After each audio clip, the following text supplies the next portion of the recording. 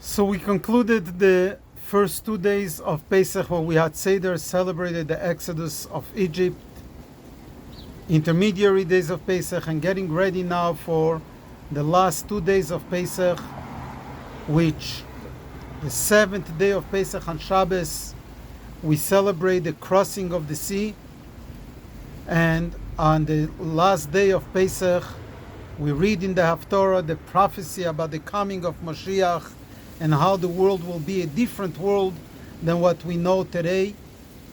And we conclude the holiday with Seudat HaMashiach, with Mashiach's festive meal, with reinforcing our faith in the coming of Mashiach. Amazing good times. An amazing holiday. At the same time, something very strange. This is the only holiday, the last 2 days of Pesach, that we do not say the blessing of Shehecheyanu during candle lighting, when the women light the candles to welcome in the holiday, and during Kiddush, the blessing over the wine during the night of Yom Tov, as we start the meal of the holiday. All other holidays, including the last 2 days of Sukkot, on Shmini Atzeret and Simchat Torah, we say Shehecheyanu. Here we don't. The question is, why not? A number of reasons are given to it, and the Rebbe elaborates and says that the last 2 days of Pesach are the celebration of the future, are the celebration of when Moshiach will come. And unfortunately, Moshiach is not here yet, so we cannot say the Shehecheyanu.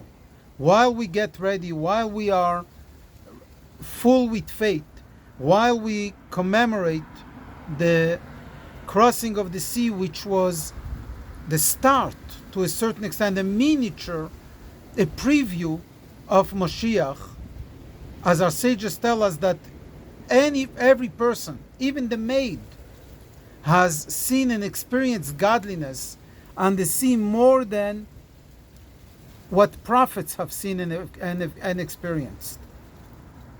It was an extraordinary experience of what they had when they crossed the sea. It was the purification of the world, of what is going to happen when Mashiach will come. When ayin be'ayin yiru b'shuv Hashem, that eye to eye we will see when God will return, when Mashiach comes. All this is wonderful, and we need to live the future. We need to celebrate in a way of freedom, in a way of inner freedom. At the same time, we cannot say Shehecheyanu yet, but we wait for the moment when we will be able to say the blessing of Shehecheyanu, which is one of the 7 blessings that we will recite when Moshiach indeed comes. Good Shabbos, good Yom Tov.